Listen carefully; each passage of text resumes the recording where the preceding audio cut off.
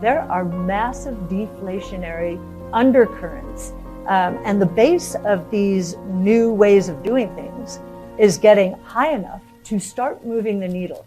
So I believe in the next 3 to 6 months, you're going to hear more talk about deflation. We were struck at the unanimity of the vote among the Fed governors.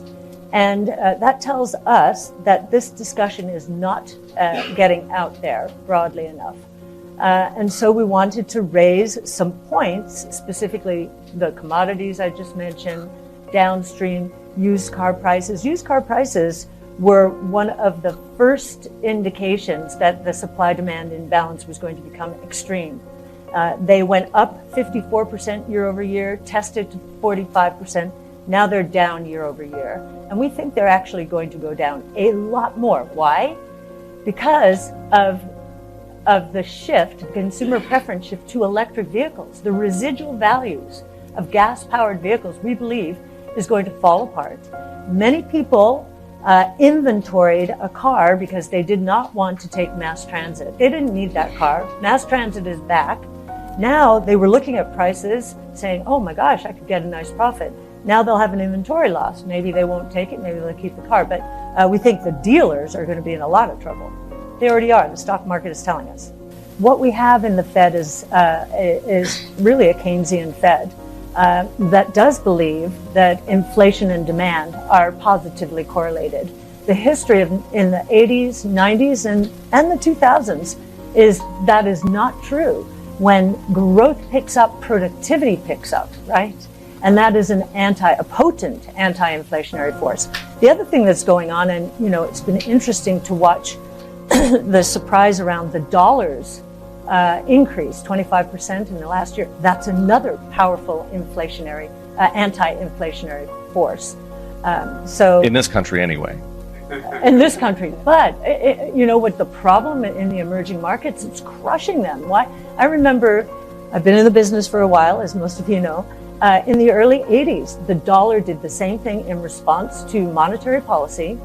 And we ended up in the Plaza Accord and the Louvre Accord, where all of the treasury ministers around the world, including our own, decided to sell dollars and buy those other currencies because that dollar increase was becoming deflationary. Why?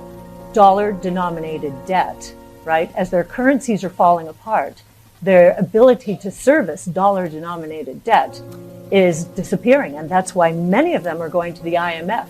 You've got the IMF, the World Bank, and one other organization basically saying, do you understand what's going on out here? The U.S. doesn't. It really doesn't. We are somewhat myopic, and we are the strongest economy in the world, but it's going to come back to bite us if we're not careful. Well, we won't own Chinese stocks. In the flagship fund, we started pulling them out when Jack Ma was banished in November of 2020, after building up Chinese exposure quite significantly, because we liked the way China had responded both fiscally and monetarily to the COVID crisis. They had not gone crazy, but we've pulled out pretty much. I mean, there's anti-capitalist, policy actions, and I think common prosperity suggests to us in China that any company, now in some of our more specialized funds, we do have very low gross margin companies. High gross margins are not compatible with common prosperity, as we're discerning, and we're looking for companies that that do fit this common prosperity theme. So, logistics, getting goods out to tier 3, tier 4 cities.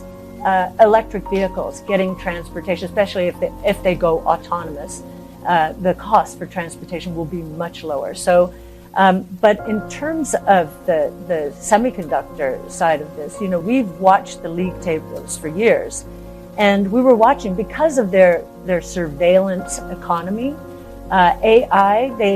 They were making more breakthroughs, so we were watching the league tables. But I've been watching China since I was there in 1994, and one of their primary objectives was to become, one of the leaders in global semiconductors. There's some DNA reason, I don't know what it is, why they're not there. The closest they've gotten is with AI. In terms of your question about semiconductors generally and our actions, the risk to innovation generally is regulatory and other action sanctions can slow innovation down.